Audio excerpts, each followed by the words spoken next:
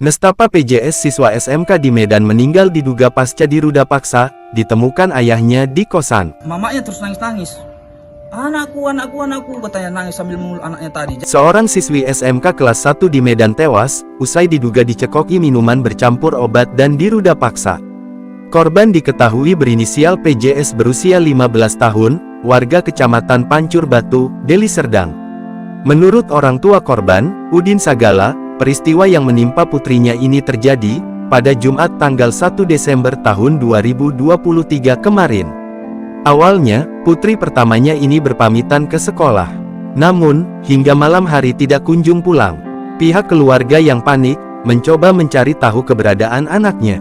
Sebab, sebelumnya korban sempat mengabari pihak keluarga bahwa ia sedang ikut ekstrakurikuler. Katanya, lalu hingga malam hari anaknya tidak kunjung pulang dan tidak ada kabar.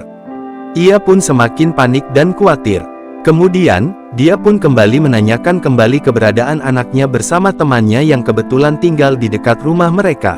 Ia menjelaskan, tak lama teman anaknya ini mendapat telepon dari nomor korban. Lalu, temannya ini memberitahukan kepada orang tua korban. Dijelaskannya, setelah mendapatkan telepon tersebut ia dan istrinya pun langsung menuju ke lokasi di sebuah kos-kosan di Jalan Jamin Ginting, Kota Medan. Sesampainya di kos 2 lantai itu, kondisi di tempat itu sudah ramai. Lantas, ia pun segera mencari keberadaan anaknya. Karena kan saya tertuju sama satu orang. Perawakannya kayak orang Nias. Jadi saya press dia. Akhirnya dia mengaku saya yang membawa dia. Jadi saya tahani, saya nggak kasih lari dia. Dia minta tolong sama kawannya. Setelah dia udah panik saya pegang. Minta tolong dia kawan-kawannya. Saya nggak ingat lagi siapa namanya. Dia manggil kawannya, Sianu, tolong saya. Dipanggilnya kawannya nggak berani. Lalu, ia pun langsung menuju ke salah satu kamar kos yang gelap gulita. Di sana, Udin melihat anaknya dalam kondisi tertidur dan ditutupi pakai kain panjang. Saya panik. Mamanya terus nangis-nangis. Anakku, katanya nangis sambil mengulur anaknya tadi. Jadi saya keluar. Ini anak bapak ini dalam kondisi sudah masih bernapas? Masih bernapas, Pak. Oke. Tapi nggak bisa berkomunikasi? Nggak bisa lagi. Nggak bisa berkomunikasi. Tidak hanya itu, ia juga melihat adanya darah yang keluar dari kelamin anaknya ini. Di lokasi, ia juga menemukan beberapa botol kemasan yang diduga isinya sudah dicampur dengan obat. Selain itu, dia juga menemukan beberapa kotak alat kontrasepsi baru dan bekas. Kemudian, Udin pun curiga dengan salah seorang teman laki-laki anaknya yang saat itu berada di lokasi. Lantas, ia pun mempertanyakan siapa yang membawa anaknya ke kosan tersebut sampai kondisi anaknya tidak sadarkan diri.